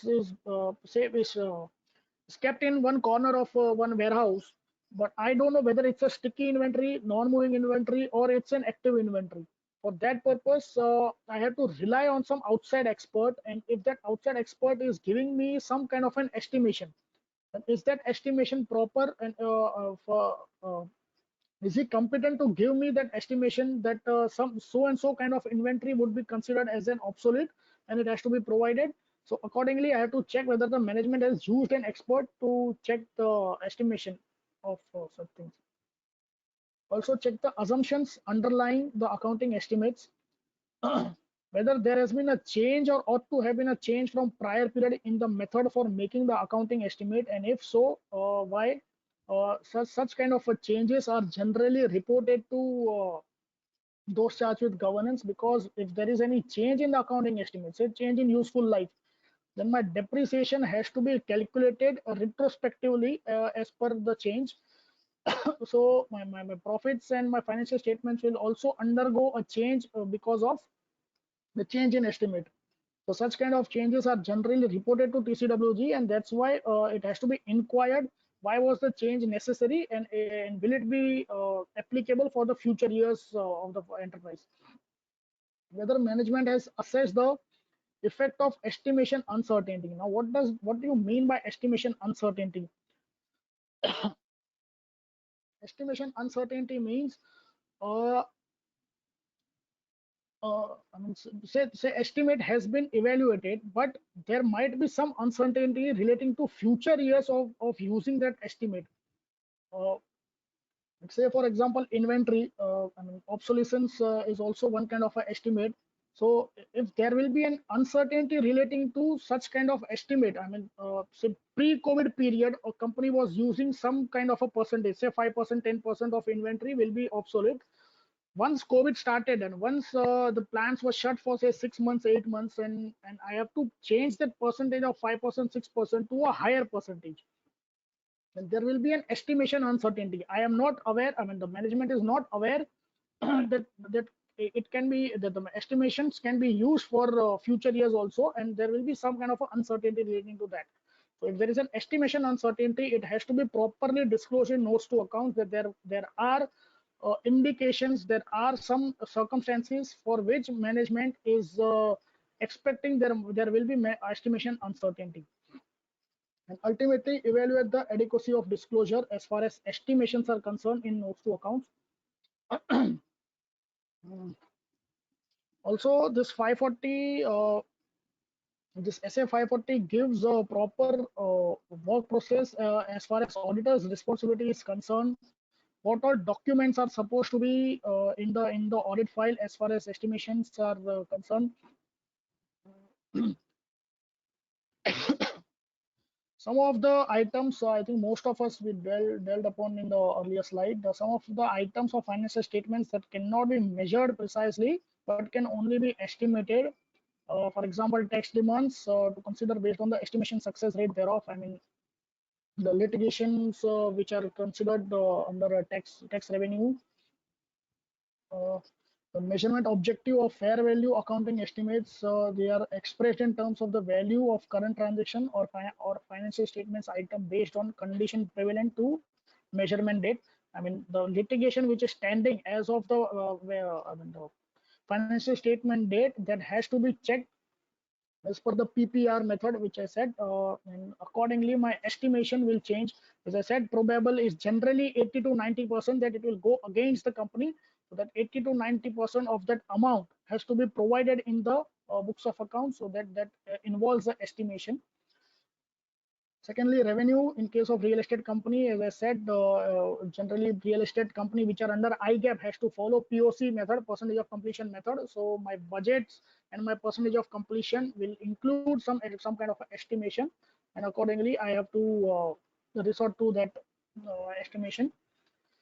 Fair value of investments, wherever Ind AS are applicable, Ind AS is applicable. Most of the financial assets and financial liability have to be valued at a fair value.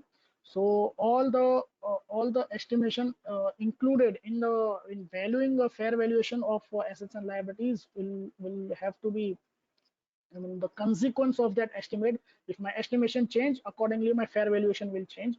The difference between the outcome of an accounting estimate and amount originally disclosed in financial statement does not necessarily represent a misstatement of financial statements, particularly for fair value accounting estimates, but affected by events or conditions subsequent to that date.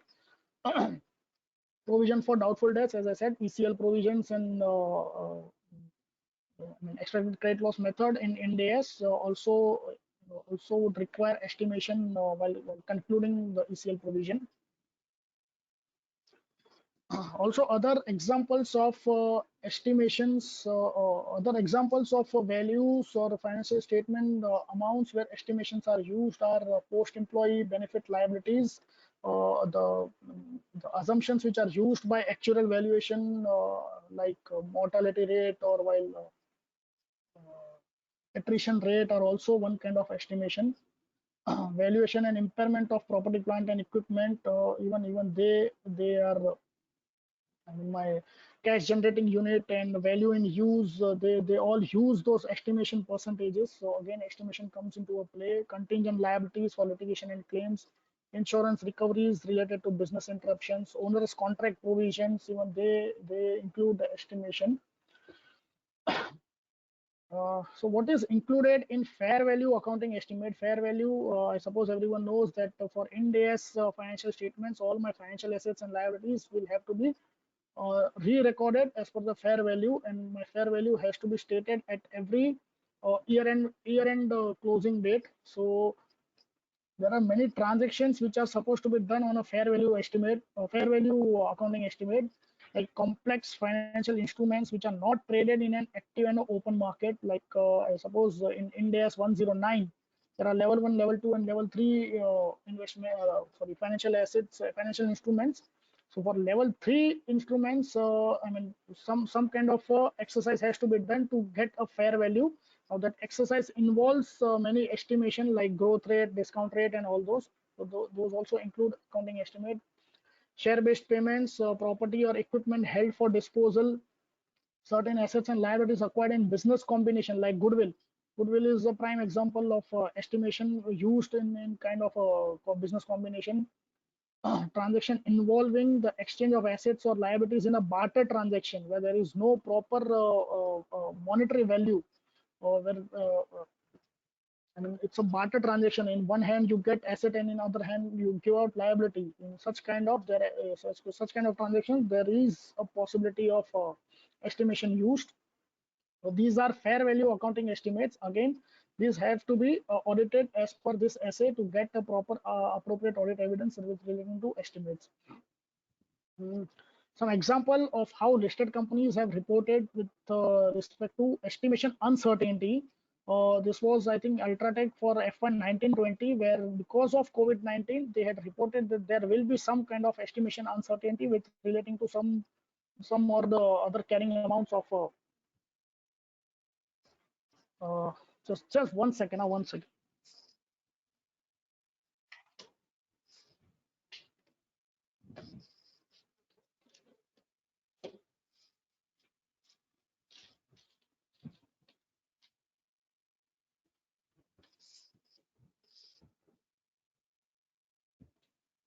Yeah, sorry.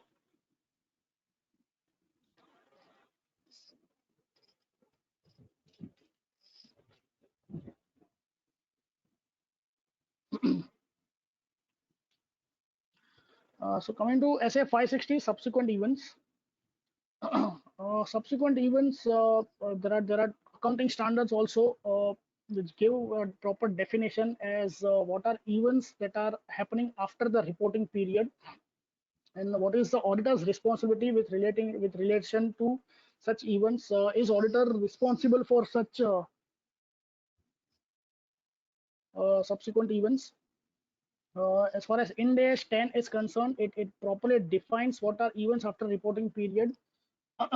Events occurring after the reporting period are categorized into two events, that is adjusting events and non-adjusting events. Again, the same kind of definitions is also there in AS4, contingencies and events occurring after the balance sheet date. Adjustments to assets and liabilities are required to be made for events occurring after the balance sheet date that provide additional information.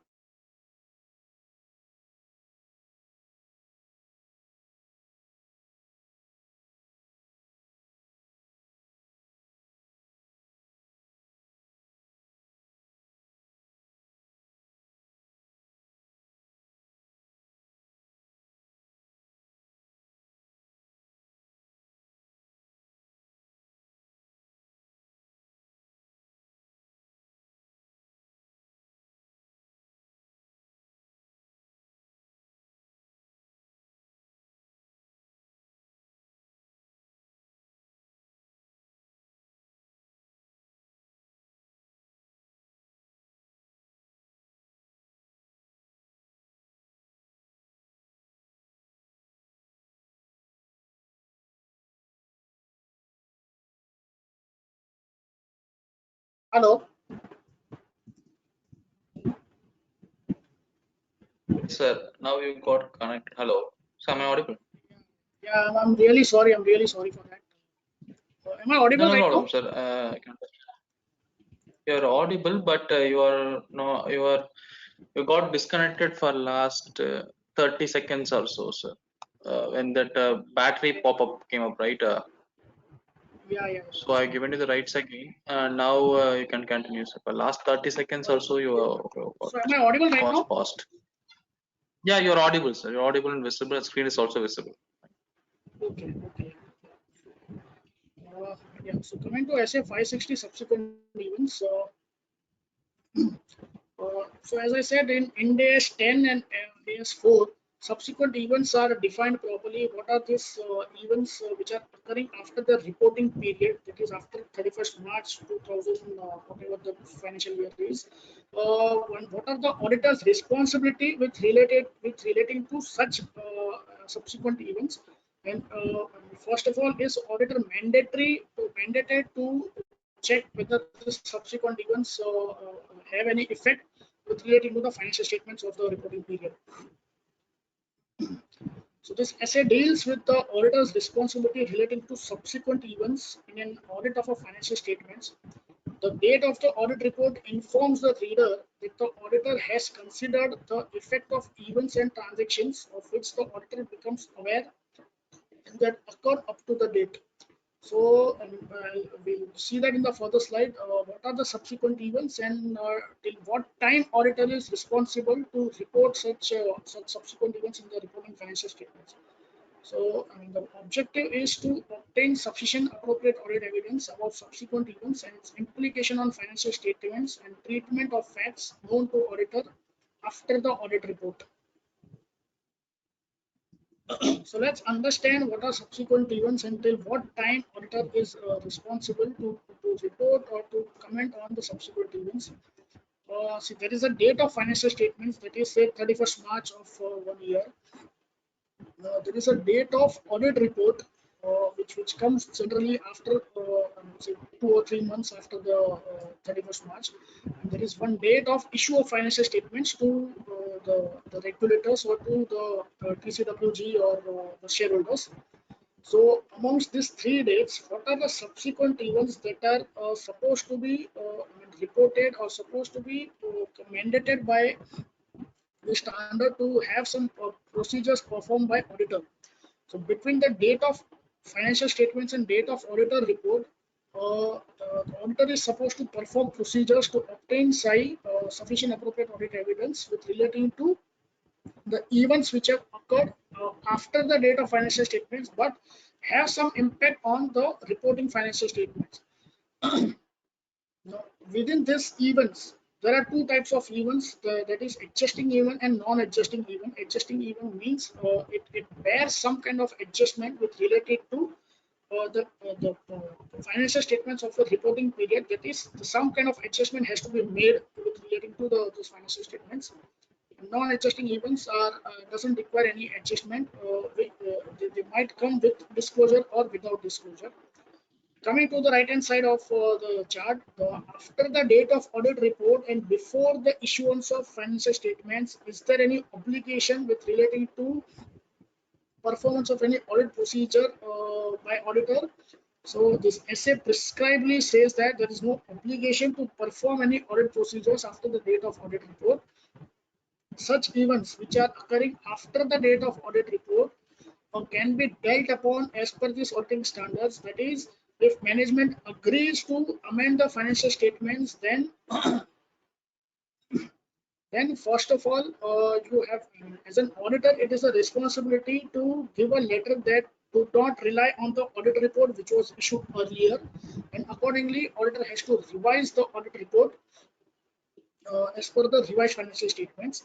If management disagrees to amend the financial statements, then accordingly you have to communicate to TCWG that if so and so information is not coming under your audit report, and if it is pervasive and if it is materially misstating, then probably you have to give a letter to TCWG that our audit report should not be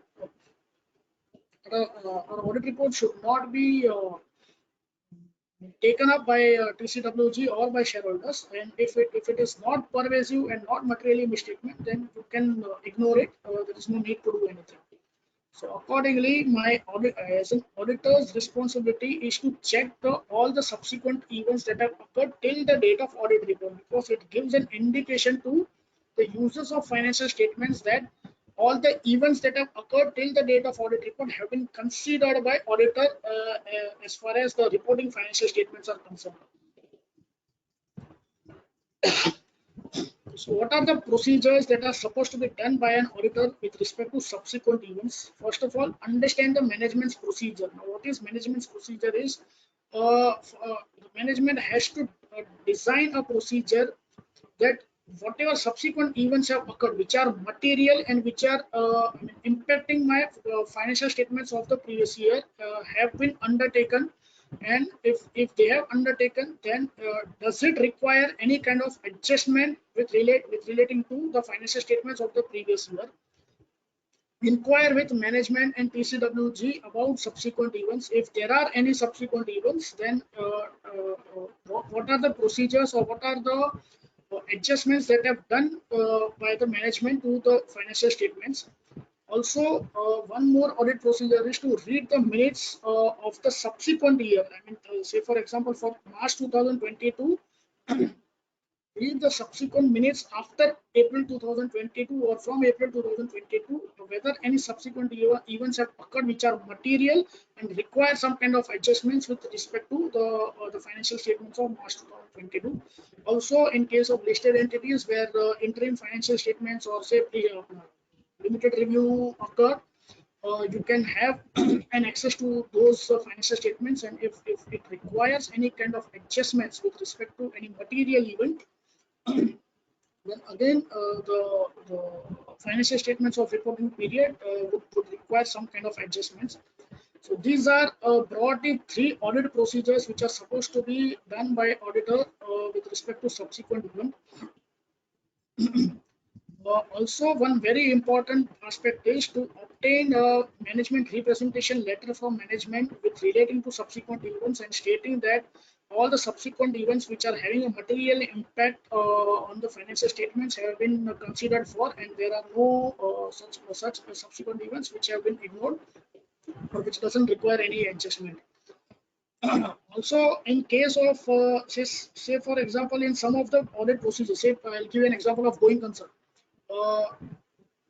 The assessment of going concern was done before the audit process, before the date of audit report, and auditor came to a conclusion that yes, management's going concern assumption is correct, and there is no need to change the financial statements as per the going concern assumption. But if in the subsequent events an auditor management comes to know that there is some kind of a material uncertainty relating to going concern assumption, then my full financial statements have to be prepared as per liquidation basis and not as per going concern basis. On the other side, if management comes to a conclusion that no, GC assumption was correct, but there is some problem with respect to some kind of a litigation or some kind of a many significant transaction, and if auditor has concluded already that GC assumption is correct, then there is no need to do some kind of an additional procedure again to check whether the significant transaction which has occurred will cause some kind of a problem in GC assumption. So if by any other audit procedure an auditor has confirmed or an auditor has concluded that the audit evidence has been obtained is sufficient and appropriate, and there is no need to do any other subsequent event procedure. But other than that, these are the 3 broad procedures which are supposed to be done by auditor. Some instances of subsequent events affecting financial statements. These are some material events which takes place and which requires some kind of adjustment with relating to the financial statements, like sale or acquisition of assets. Events have occurred that are relevant to the measurement of estimation and provisions. Events that question the appropriateness of accounting policies used in financial statements, for example, going concern. Any developments regarding contingencies, new commitments, borrowings, or guarantees that have been entered into as a result of the pandemic, expected credit loss provisioning, relief or economic stimulus payments provided by the government in the form of loans or grants, indications of impairment in the value of investments in companies. These are some kind of a material subsequent events which would require some adjustments in the financial reporting of the previous year. again, some listed company example which have reported with respect to subsequent events. This was Titan Limited. Financially in 1920, they have there was one material event, subsequent event, which they have disclosed in the notes to accounts, and accordingly they have given an impact of this transition. Last standard, I'll just take 5-6 minutes, right? That's fine. Hello. Hello. Hello. Hello. Yes, sir. Yeah. Yes, sir. Tell me. I'll just take 5-6 minutes. That's fine. No problem, sir. We can continue. You please, can take it. So as a 570 going concern assumption, this is also a very important transaction as far as last 2-3 years are concerned. Due to COVID pandemic, due to the post-pandemic effect, many industries have been affected very badly. So this standard gives you audit procedures and mandatory reporting requirement as far as going concern assumption is concerned with respect to auditor. So first of all, GC is a fundamental principle in preparation of financial statements. I mean, just to give you a very basic example, say prepaid expenses. If an entity has occurred one prepaid expenses, and if the financial statements are prepared on a going concern assumption basis, then there is a requirement that the expenses which are pertaining to the current year only have to be incurred. The rest will be under the prepaid expenses reported under assets. If it is not under going concern assumption, then full expenditure have to be incurred in the current year because the company is on a liquidation basis. So that is a fundamental principle of going concern assumption, that the business is going to be running for future years too. So under a GC assumption, assets and liabilities are recorded on the basis that the entity will be able to realize its assets and discharge its liabilities in the normal course of business. The assessment of going concern is a responsibility of a management. It's not of auditors, but auditor has to check the validation of that assessment, which is done by management. The management to make a specific assessment of GC assumption. Generally, I mean, it is not implied in the standard, but generally a period of the next 12 months have to be evaluated as far as going concern assumption is concerned. That is, the company can run for next 12 months, then it can be said as it is running on a going concern basis. But it is not implied. I mean, so many a times the assessment can be done for 2 to 3 years also. It is not implied anywhere, but at least for 12 months, the company should run as a going concern basis. Only then it can be termed as a GC. So management to make some specific assessment of GC assumptions. What is the responsibility of auditor is to assess the appropriateness of use of GC assumption. That is, whether first of all the financial statements have to be prepared under going concern assumption. Secondly, conclude whether there is any material uncertainty relating to going concern basis. And if there is material uncertainty, then accordingly report in your audit report on going concern assumption. What do you mean by material uncertainty? Is material uncertainty exists when the magnitude, first of all, of its potential impact and likelihood of occurrence is such that, in the auditor's judgment, appropriate disclosure of the nature and implication of uncertainty is necessary.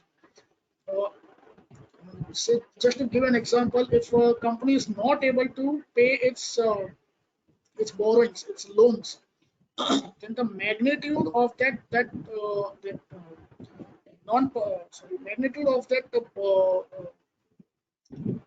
repayment of borrowing is such that there might be a question arising that the company might not run for more than 12 months or more than 24 months. Also, the likelihood of that occurrence is such that there is a high probability of such transaction making a company go into a liquidation basis, and it won't sustain.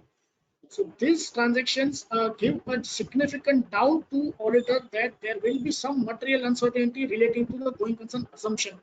So in such cases, there is a specific requirement by this SA 570 where auditor has to distinctly report in its audit report stating that there is a significant doubt relating to material uncertainty. This SA has casted a additional responsibility to auditor to give this distinct paragraph.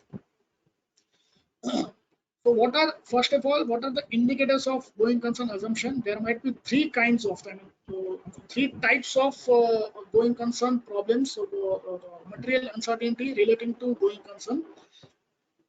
This might be financial indicator, operating indicator, or other indicators. This is just a broad list, not an inclusive list. Recurring operating losses, say financial indicators, recurring operating losses, working capital deficiencies, negative cash flows, excessive reliance on short-term borrowings to finance long-term assets. This now has to be reported in CARO 2020 from the current year. Inability to pay creditors on due dates, default on loan payments. This will give an indication that there is some kind of a problem as far as going concern assumption is concerned. Also, operating indicators are like loss of key management personnel, labor unrest, high dependence on particular project, uneconomic long-term commitments, loss of major market, loss of principal suppliers. These are some kind of operating indicators. Also, other indicators are like non-compliance with capital or statutory requirements, pending legal or regulatory proceedings, changes in law or regulation or government policies, technical developments, disruptions, what we have been seeing in last 1 decade. Many new tech businesses are disrupting businesses. So these are some kind of indicators which give a significant doubt to the auditor that GC assumption is not correct. So these are some of possible indicators. Now, as far as GC is concerned, going concern assumption is concerned, two types of audit procedures have to be done. First of all is to evaluate has management performed GC assessment. First and foremost step is that it is a responsibility of management and whether they have done this assessment. If the process followed by management to make its assessment and assumptions on which the assessment is based and management's plans for future action, are they all proper or are they as per auditors judgment, whether the going concern assessment has been in line with the current industry experience or the current business environment of the company. Or second is whether management's plans are feasible in the circumstances. There might be a case where the management might be making some tall claims regarding there might be huge operating losses, but still they might be making some tall claims that in future the business will go up, or they are supposed to get some funding from some investor. So such kind of assessments are supposed to be doubted by auditor. Secondly, inquiring with whether the management identified any events, conditions that may cause significant doubt. If no, then discuss the basis for intended use of GC assumptions and whether events, conditions exist beyond period of management's assessment that may cause a significant doubt. As I said earlier, that 12 months is a minimum period. It is not implied by any standard, but 12 months is a minimum period.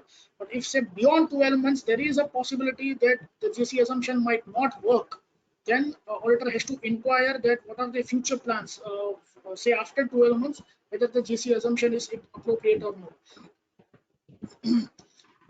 If there is some material uncertainty or if there is a significant doubt relating to going concern assumption, then first of all request management to evaluate the potential significance of that, and if it is a significant event, then conclude in your audit report, which you will see in the further slides. So some of the questions while inquiring with the management So how to report with respect to going concern is the standard prescribes 3 scenarios. As per the scenario, my reporting on GC assumption will change. First scenario is where use of GC is inappropriate as per auditor, but management has prepared financial statements as per GC assumption. So first of all, auditor has 2 options: either to modify the opinion or ask the management to prepare financial statements on a liquidation basis. If they are preparing it on a liquidation basis, then it's fine. Otherwise, straight away modify the opinion. Second scenario is GC is appropriate, going concern assumption is appropriate, but there is a material uncertainty with relating to the going concern assumption. As I said earlier, this essay has casted an additional responsibility on an auditor that wherever he finds there is one significant doubt relating to material uncertainty, then he has to distinctly give a paragraph in the audit report which has to be headed as material uncertainty relating to going concern. Now, mind you, this paragraph is not a modification. It is one kind of an emphasis of matter as per the reporting standard.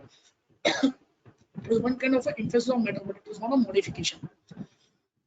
Third scenario is where going concern assumption is appropriate, but material uncertainty exists and the adequate disclosures are not given in notes to accounts, or management denies to give a proper adequate disclosure with relating to the significant doubt on material uncertainty relating to going concern. Then in such case, auditor can straight away modify the opinion. He doesn't have to do give this distinct paragraph of material uncertainty. He can straight away give modified opinion. Before giving such modified opinion, it is a responsibility of auditor to communicate to TCWG about events or conditions that have constituting material uncertainty or management's use of GC assumptions and adequacy of related disclosure in the financial statements. This has to be done generally in audit committee presentations where you communicate to TCWG. Also, before this essay got revised, I suppose 3 or 4 years back, the significant doubt relating to GC assumption used to be reported under emphasis of matter paragraph. Even now, it is in the nature of emphasis of matter paragraph, but it is having a distinct paragraph. It has to be headed as per this standard, saying that material uncertainty relating to GC. Also, from current year, where CARO 2020 will be applicable, there are 3-4 indications in CARO 2020 where auditor has to give a proper reporting which might give a doubt relating to going concern assumption. These are some of the clauses where the reporting has to be done to check whether the going concern assumption is getting hampered or not. Like, for example, accumulated losses at the end of the financial year are not less than 50% of its net worth, and whether it has incurred cash losses in such financial year and the immediately preceding financial year. This give an indication that yes, there is some problem. Or, for example, funds raised on short-term basis have been used for long-term investment, or whether the company has defaulted in the repayment of loans or borrowing to a financial institution, bank, government, or due to debenture holders. These are CARO requirements which will give an indication that yes, there is some kind of a going concern uncertainty. Now, again, I mean, if say for example in any entity, if there is a material uncertainty for going concern assumption, and in the main audit report, if the auditor is giving that distinct paragraph, then under CARO, these 3 or 4 clauses have to be appropriately reported. There cannot be a distinction between both the reporting. Say for example, in the paragraph you might be giving that there is a material uncertainty related to going concern, but in CARO, if you're giving a clean report, then there will be an issue as far as the users of financial statements are concerned. So accordingly, for this year, from this year, this CARO requirements have to be kept in mind while reporting on going concern. Also, with respect to listed companies, the clause 49 of LODR also requires to review the going concern assumption as far as limited reviews are concerned. Some of the listed companies which have reported relating to the accumulated losses which are creating some kind of a significant doubt relating to the going concern assumption. Now, again, in such cases, management is giving some representation, or management is confident enough that yes, company can revive. So there is no problem in using going concern assumption as far as preparing the financial statements are concerned. But this kind of significant doubt has to be reported in the audit report. So this is not a modified opinion, just to give an emphasis of matter paragraph. Yeah, so that's all from my part. Once again, thank you SIRC for giving me this opportunity to share my thoughts on audit evidence standards. Thank you. Over to the organizers. Thank you so much, sir. Your excellent session. We have only one question came up. I'll just share my screen. Sorry. We have one question. I'll just share my screen. Is my screen visible? One second. Yeah. This question. In case a litigation is going on with the creditors or debtors, whether confirmation is to be taken from the vendor customer, or further procedures are to be followed. See, as I said, in such kind of cases, generally management devoid auditor to don't go for external confirmation procedures. So, I mean, it's practicable in such cases where there is a litigation going on, then better to not to go for external confirmation procedure. But first of all, inquire with the management that is a proper litigation going on, and inquire for the litigation details. If the litigations are going on, then get on to some other audit procedures, like for example, movement in the debtor balances or creditor balances, or any further sale proceeds or any further purchase have been made with those debtors or creditors. If yes, then is there any movement with related to bank payments or bank receipts from such debtors or creditors?